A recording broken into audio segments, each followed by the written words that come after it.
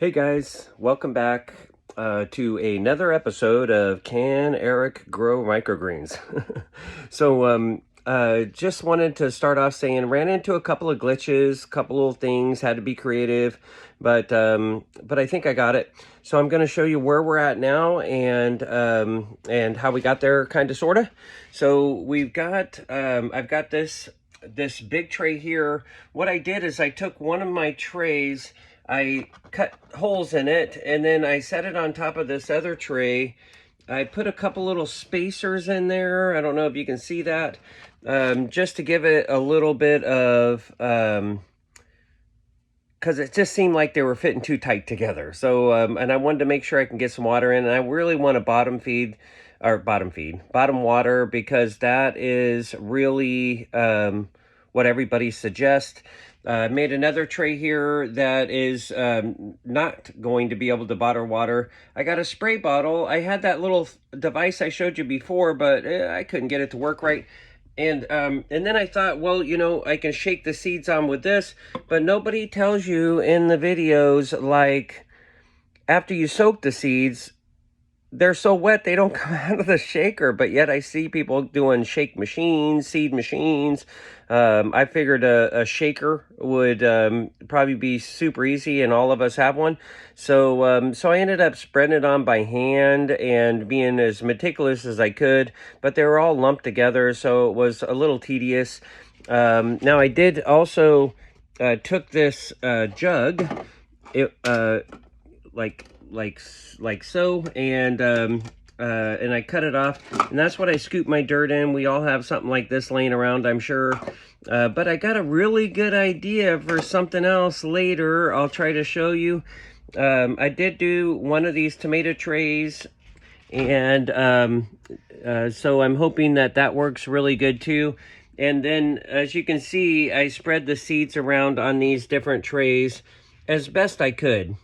So now the next steps, after you get the dirt in, I put plenty of water with my squirt bottle, and the next step is we got to get them germinating. So I gonna put this tray on top of this tray here, like that.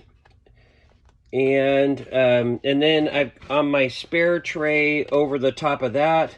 They say you need some weight, and I don't have like a really clean paver laying around, but I needed about 8 pounds, so I figure 1 gallon is about 8 pounds. So I'm putting this apple cider vinegar, brand new apple cider vinegar jug, on top to give it the weight that it needs. Now this just really sits in germination. It's supposed to be in a dark spot. So I'll probably end up closing my curtains to the room and try to keep it as dark in here as possible. And on this one, I'm putting another tray on top of it. And even though the sides will still be a little bit exposed. And then I had this for a weight. Again, just makeshift weights. But this wrought iron mermaid should do the trick. So we're gonna set her up over here next to the others, and now we're gonna go into the germination process. I did get the light set up. It's a little lower than I was hoping for, so I might not run it 12 hours. I might just run it 10 hours a day, but it's all an experiment, right? If that doesn't work, it did come with brackets where I could actually bolt it up. And that would give me another, looks like 3 inches or so, if I need to adjust for the next time out. So right now I've got, I got it set up. And it again, nothing hard, just had to figure out which way to go with things. I'm not trying to drag this video out, so I'm going to let you go for now.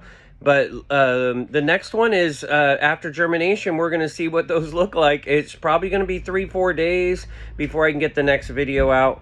But certainly appreciate you watching, and looking forward to keep moving and moving.